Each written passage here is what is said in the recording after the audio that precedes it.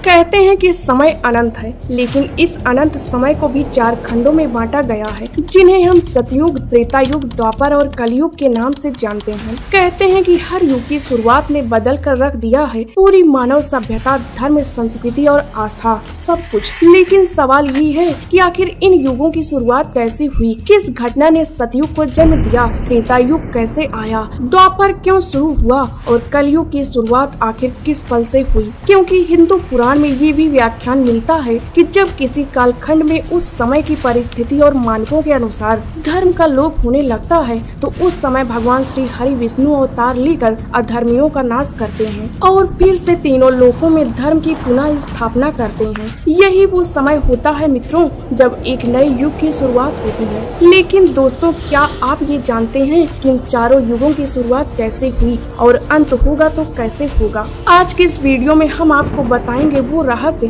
जो समय के गर्भ में छिपा हुआ है। दोस्तों, हिंदू धर्म की काल गणना के अनुसार समय चक्राकार है, यानी बार बार घूमकर वही 4 युग आते हैं। एक महायुग में 4 युग होते हैं और 71 महायुग मिलकर एक मानवांतर बनाते हैं। इसका मतलब ये है कि युगों की शुरुआत एक चक्रीय प्रक्रिया के रूप में मानी जाती है। इसमें प्रत्येक युग एक निश्चित अवधि के बाद दूसरे युग में बदलता है। ये युग ही मानव सभ्यता के विकास और पतन के विभिन्न चरणों को दर्शाते हैं। दोस्तों, वैसे तो हिंदू धर्म शास्त्रों के अनुसार इन 4 युगों का कई बार पहले भी परिवर्तन हो चुका है, परंतु ऐसा माना जाता है कि सृष्टि के आरंभ में सबसे पहला कालखंड यानी कि युग सतयुग था। यह पहला और सबसे लंबा युग है, जिसे कृत युग भी कहा जाता है। माना जाता है कि सतयुग में धर्म, सत्य और ज्ञान अपने चरम पर थे। इस युग में हम इंसानों की उम्र, कद और ज्ञान बहुत ही ज्यादा था और तो और भगवान विष्णु के मत्स्य कूर्म, वराह और नरसिंह अवतार भी सतयुग में ही हुए थे। दोस्तों, सतयुग का अंत तब होता है जब मनुष्य में धीरे धीरे धर्म और नैतिकता का पतन होने लगा था, जिसकी काल अवधि 17,28,000 मानव वर्ष मानी जाती है। इसे स्वर्ण युग भी कहा जाता है,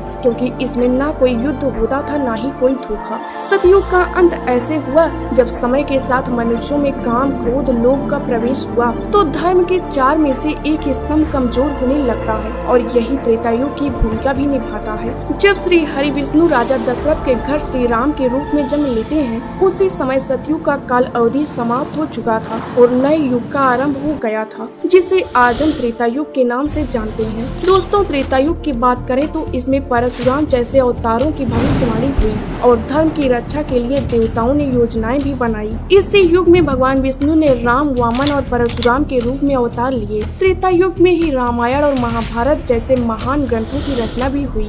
दधीची ऋषि का अस्थि दान और वज्र का निर्माण भी हुआ था। इसके साथ ही अयोध्या, मिथिला और श्रीलंका की स्वर्णिम सभ्यताएं भी बनवाई गई थी। दोस्तों, त्रेता युग के अंत में धर्म के केवल 2 स्तंभ बचे थे और इसका अंत तब होता है जब मनुष्य में और अधिक अधर्म और बुराइयां फैलने लगी थी। लंका दहन व रावण वध के बाद भी अधर्म समाप्त नहीं हुआ, जो द्वापर युग का मार्ग बनता है।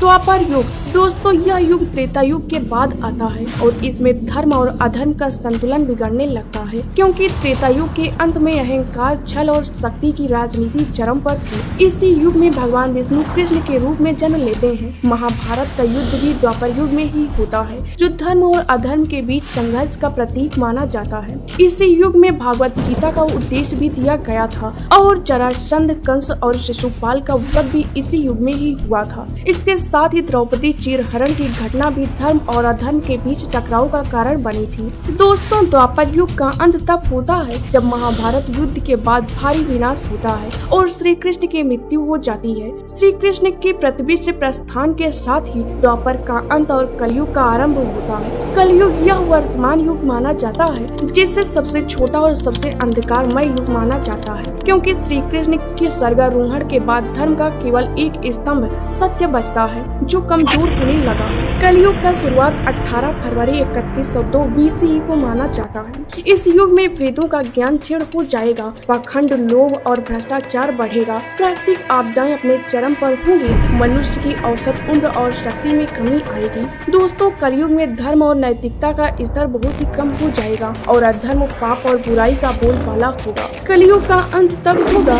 जब भगवान विष्णु कल्कि के रूप में अवतार लेंगे और पृथ्वी को फिर से सत्य और धर्म के मार्ग पर लाएंगे। कल्कि अवतार जो धर्म का नाश करने के बाद पुनः सतयुग का आरंभ कर देंगे। दोस्तों, सतयुग का स्वर्णिम काल है या कलयुग का अंधकार, सब कुछ हमारी कर्म और विचारों से बदल सकता है। अगर हम सत्य, दया, तप और दान को जीवन में अपनाएं तो कलयुग में भी सतयुग का अनुभव कर सकते हैं, क्योंकि युग बदलते हैं लेकिन धर्म का संदेश हमेशा अमर रहता है। और हमें याद रखना चाहिए कि युगों का चक्र निरंतर चलता रहता है और प्रत्येक युग का अंत और अगले युग का शुरुआत एक प्राकृतिक प्रक्रिया है। ऐसे और इंफॉर्मेटिव वीडियो देखने के लिए वीडियो को लाइक करके चैनल को सब्सक्राइब करें।